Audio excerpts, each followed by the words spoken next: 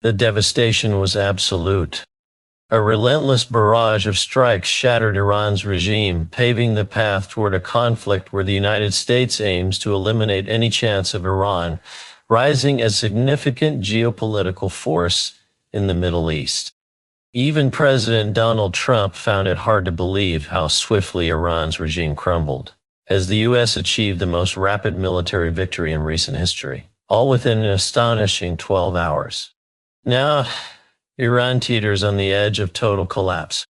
In a coordinated effort, the U.S. and Israel launched two simultaneous operations with a unified objective: dismantle Iran's authoritarian regime.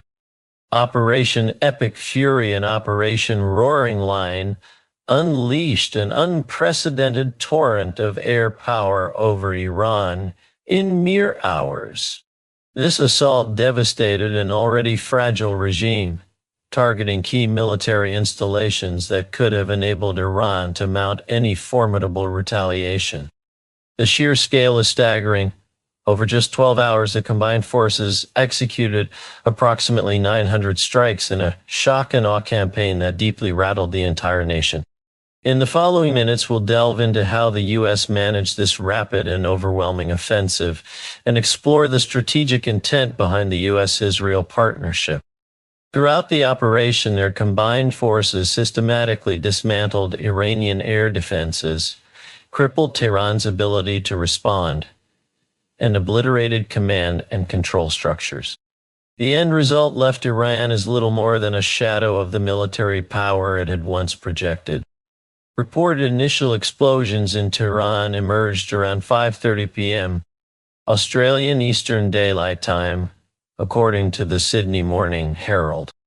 Given that Iranian Standard Time lags roughly 7.5 hours behind, the strikes effectively began at about 10 a.m. local time. Just an hour after the first blasts, President Trump publicly confirmed that major combat operations against Iran were underway. What followed was an intense 11-hour onslaught where the U.S. and Israel relentlessly pummeled Iran's defenses, leadership hubs, and strategic military nodes. Military analyst Cappy Army highlights that the 12-hour campaign focused predominantly on Tehran, the country's nerve center where much of the regime's leadership is centralized.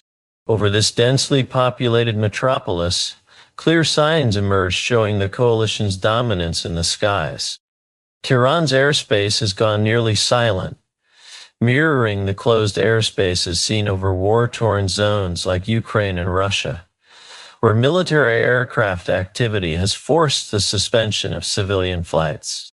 In fact, on February 28th, Iran International released a revealing map illustrating how civilian air traffic distinctly avoids Iranian airspace amid escalating military actions.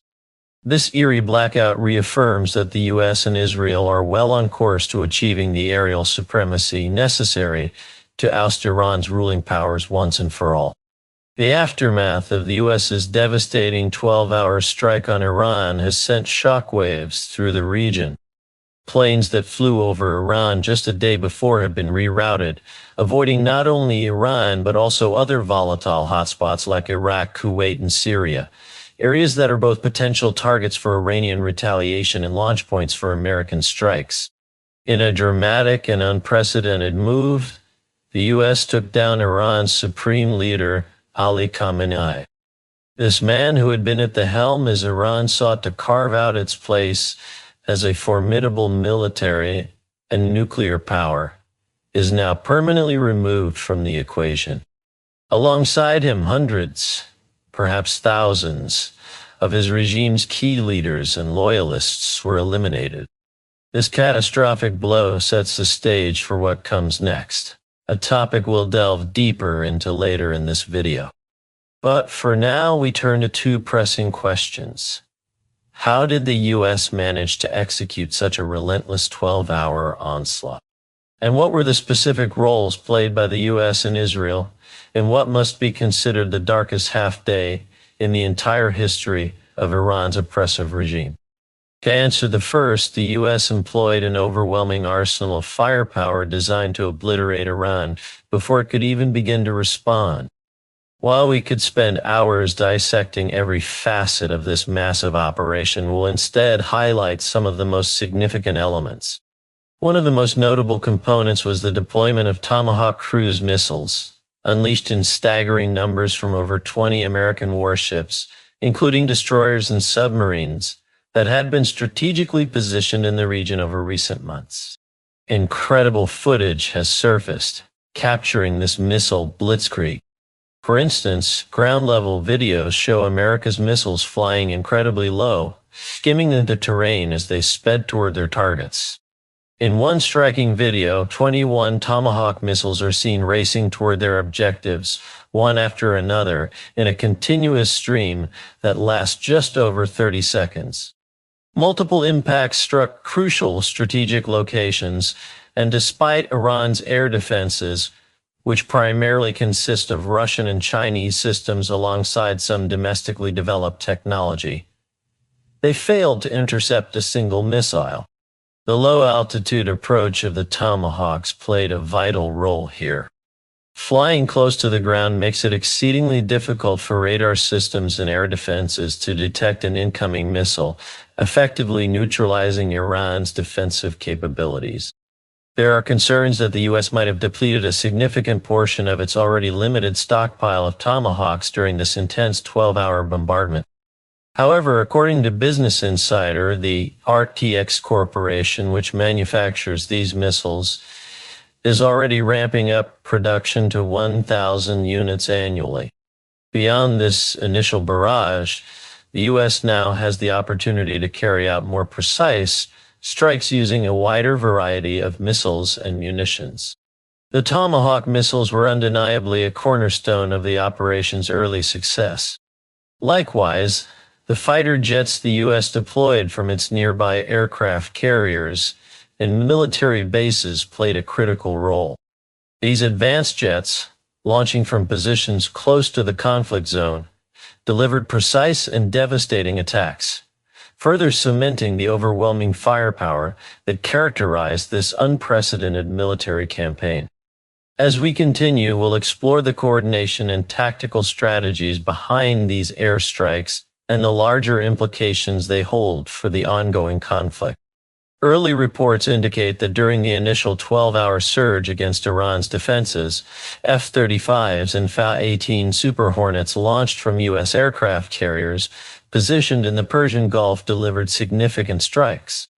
These attacks focused on an Iranian drone platform and multiple ballistic missile launch sites, marking a decisive blow to Iran's offensive capabilities.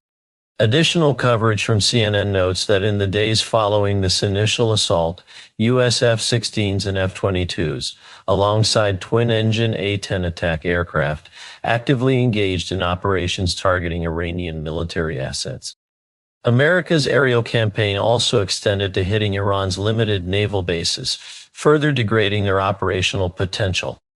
Operation Epic Fury has notably impacted Iran's naval forces, claiming some of their most vital assets, as confirmed by President Donald Trump himself. In a statement, he declared, "I've just been informed that we destroyed and sunk 9 Iranian naval ships, some of them relatively large and important. We're going after the rest. They will soon be floating at the bottom of the sea also." He further highlighted that the overwhelming American strikes decimated Iran's naval headquarters, adding wryly, "Other than that, their navy is doing very well." Militani reports reveal that satellite imagery has corroborated the sinking of 3 Iranian warships, which include a light frigate and 2 corvettes. Moreover, 3 additional vessels, a pair of patrol boats, and an auxiliary ship appear to have been obliterated. This loss is particularly devastating for Iran, considering its already weak naval force. Intelligence from Global Firepower points out that Iran originally possessed only 7 frigates and 3 corvettes. While the country still maintains its fleet of 25 submarines, at least as far as current knowledge extends, The destruction of these surface vessels seriously hampers Iran's capacity to exert influence in critical maritime zones, such as the Strait of Hormuz. Let's pause to reflect. I wish many in Iran's regime likely share that the United States had exercised such caution back on February 28. To date, the U.S. intensive 12-hour bombardment has severely damaged key installations like the Haman missile site, with development still unfolding there. U.S. Tomahawk cruise missiles have decimated essential military nodes throughout Iran, while fighter jets have targeted strategic locations, including the naval vessels that represented perhaps the greatest challenge to American maritime supremacy. Thanks to these efforts, Iran has suffered the loss of its first warships since the 1980s, and more are anticipated to follow. But this represents only part of the story. There is much more to cover. Before we delve into the additional details of the U.S. 12-hour blitz, welcome to the Military Show, where we bring you in-depth coverage of developments like these. If you find our content valuable, be sure to subscribe for more insightful updates. Returning now to the extensive missile barrage that defined America's initial strike, it's clear that Iran's regime faced threats beyond the Tomahawk missiles alone. Alongside the aerial bombardments by fighter jets, the U.S. employed a range of attack missiles. Military Watch magazine reported that footage released by U.S. Central Command, CENTCOM, displayed missile launches from high-altitude platforms targeting Iranian positions. These multifaceted missile attacks underscore the comprehensive and coordinated nature of the U.S. strike campaign. During the initial offensive, the United States deployed a sophisticated array of missiles aimed at crippling Iran's radar systems, significantly weakening the country's air defense capabilities. These strikes also targeted ballistic missile launch sites believed to be potential points from which Iran could retaliate against the U.S. Intriguingly, footage highlighted in a Military Watch magazine report appears to confirm the use of attack missiles against a medium-range ballistic missile launcher, as well as an Iranian BAR-373 air defense system. The missiles, launched from ground positions as the videos indicate, required U.S. launchers to be stationed relatively close to Iran's borders, given their maximum effective range of around 300 kilometers, roughly 186.4 miles. This proximity has driven speculation that the U.S. may have utilized military bases in neighboring Iraq or Turkey to carry out this critical phase of the intense 12-hour strike. Although the U.S. government has not officially disclosed the origins of these missile launches, these bases remain the most plausible launch sites. Regardless, what remains undeniable is that Iran was forced to endure these powerful missiles raining down upon its territory, alongside a barrage of Tomahawks and other munitions unleashed by U.S. and Israeli forces, striking some 900 targets within just 12 hours. Amid such a relentless display of firepower, one might overlook another important weapon in the U.S. arsenal deployed during the early moments of the operation: Lucas drones. These single-use attack drones are operated by Task Force Scorpion Strike, a U.S. military unit established in the Middle East toward the end of 2025. Operation Epic Fury marked the first time this task force was mobilized at such a scale, as well as the inaugural deployment of the Lucas kamikaze drones in combat. According to CNN, these American drones are essentially modeled after Iran's own Shahed 136 drones, a fact that the U.S. military company CENTCOM appears to confirm officially. CENTCOM declared, "These low-cost drones, modeled after Iran's Shahed drones, are now delivering American-made retribution." In effect, Iran received a harsh taste of its own weaponry turned against it, complementing the devastating exhibition of superior American force it faced on February 28. What unfolded during America's 12 hours of operation Epic Fury was undoubtedly one of the most formidable demonstrations of U.S. aerial power witnessed in recent years.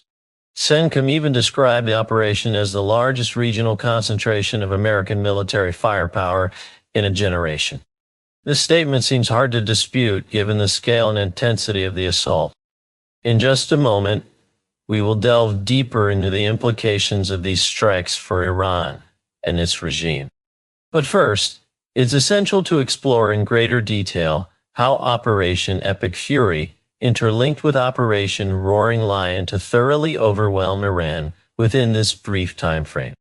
Though both the U.S. and Israel appear united in their overarching objective to dismantle Iran's long-standing regime, they assumed distinctly different roles in the initial phase of this conflict. Some analysts argue that Israel's contributions may have ultimately inflicted even more significant damage on Iran's ability to resist in this new war. Insight from the Institute for the Study of War underscores these dynamics, shedding light on how these parallel operations combine to deliver a devastating blow to Iran in just 12 hours. The Institute for the Study of War, ISW, reports that the United States and Israel joined forces on a comprehensive strategy that can be best described as a destroy and decapitate mission.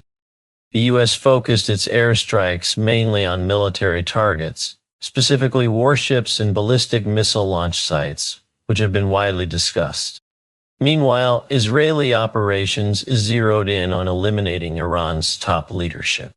According to ISW, it is highly likely that Haman died during the Israeli segment of the intense 12-hour assault. The Israeli Defense Force claims to have neutralized several key Iranian figures, including Ali Shamani, Iran's Defense Council Secretary, and Major General Mohammad Pakpour of the Islamic Revolutionary Guard Corps, IRGC. Another significant loss for Iran is the death of Defense Minister Aziz Nazir-Zad. All these prominent leaders perished within the initial 12 hours of the conflict. However, they were far from the only casualties. Iran International cites the ISNA news agency reporting that thousands of RGC members were either killed or injured as a direct result of these combined U.S. and Israeli strikes against Iran's military infrastructure.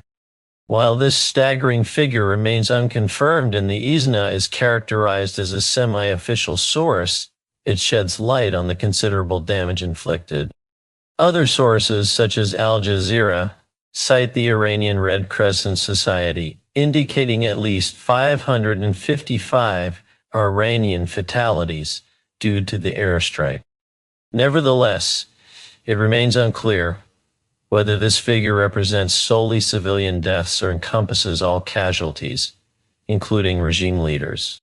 Thus, uncertainty still shrouds the exact human toll endured by Iran's regime after this swift 12-hour offensive. What is indisputable, however, is that the regime finds itself on precarious ground. The U.S. and Israel continue to intensify their efforts following the initial campaign. Already, the U.S. has deployed B-2 Spirit stealth bombers against Iran's subterranean missile facilities. As this strategy unfolds, the regime's stability will erode further. Military analyst Max Afterburner characterizes these operations as layered, synchronized air power at its peak, underscoring that this precise approach reflects the core purpose for which the U.S. military was designed. The tactic involves systematically dismantling Iran's integrated air defense systems to create opportunities for targeted strikes on leadership figures, precisely the dual approach the EESW emphasizes. The U.S. focused on incapacitating military nodes, while Israel concentrated on decapitating Iran's leadership structure, all within a single 12-hour window. This highly coordinated, rapid campaign marks one of the most commanding demonstrations of military power seen in modern warfare history, signaling a devastating blow to Iran already. Yet, despite the enormity of what has transpired, the most pressing question remains: what comes next? Former President Trump offered insight during an 8-minute address delivered just an hour into America's initial 12-hour strike. He proclaimed our objective is to defend the American people by eliminating imminent threats from the Iranian regime. Its menacing activities directly endanger the United States, our troops, our bases overseas, and our allies throughout the world. In essence, his message foreshadowed a total collapse of the Iranian regime, setting the stage for what may prove to be a significant turning point in this conflict. The current ruling regime appears to be squarely in the sights of both the U.S. and Israeli agendas. If that's truly the case, then both nations have made a remarkably strong start. Ka is already dead. Reports suggest that many members of Iran's regime and military who might have led resistance or offensive campaigns against the U.S. have also perished alongside Ka. Satellite images circulating now reveal the devastating state of Ka's leadership compass. This represents a significant propaganda triumph for the U.S.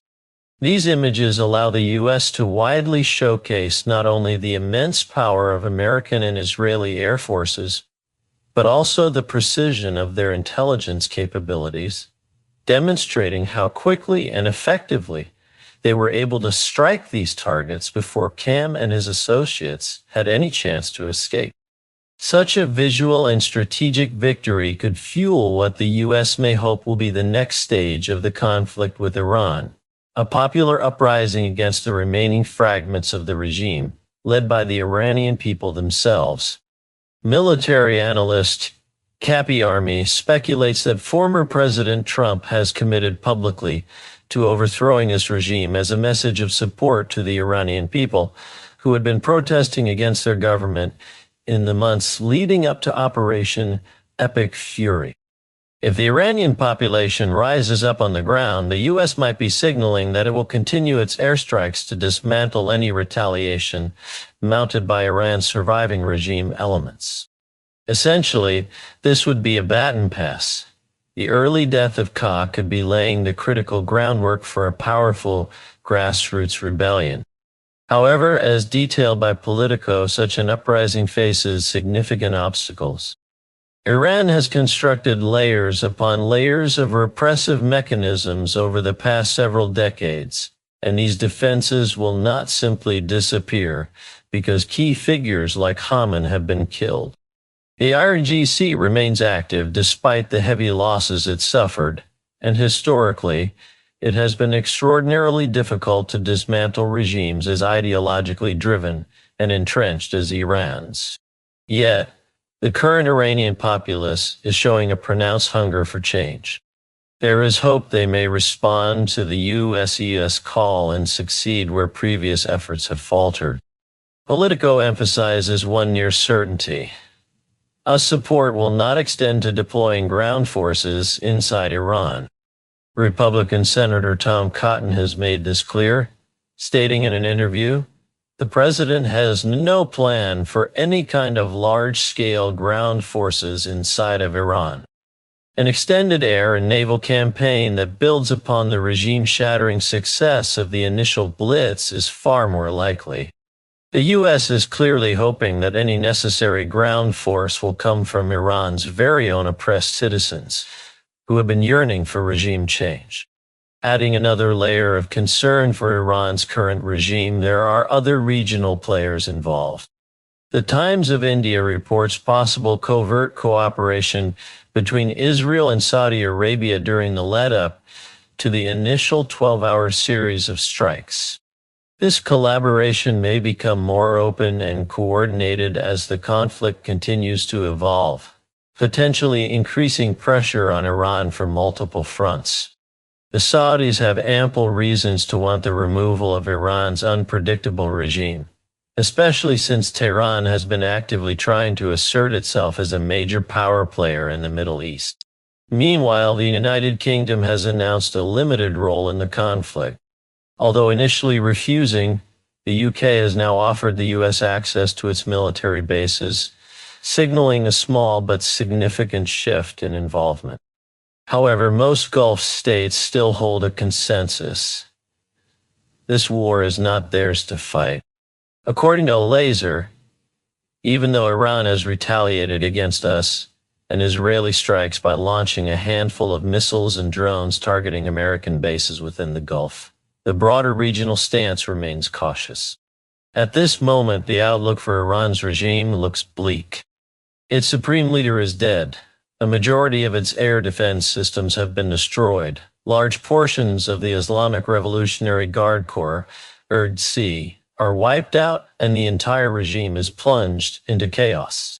While the war itself may not be entirely over, within a remarkably short period, just 12 hours, the combined efforts of the U.S. and Israel have laid the groundwork for what could be an extraordinary and swift defeat for Iran, a military operation that will be studied for its precision and effectiveness. Complete annihilation is struck at the core of Iran's leadership. Intriguingly, the collapse of Iran's regime could send shockwaves far beyond the Middle East, impacting leaders thousands of miles away. Notably, somewhere in Russia, Vladimir Putin may be deeply unsettled by the prospect of a world where Iran no longer offers a friendly front to Moscow. What implications would that hold for Putin's own regime? We dive deeper into this critical question in our upcoming video, exploring the potential fallout for Putin if Iran's leadership falls.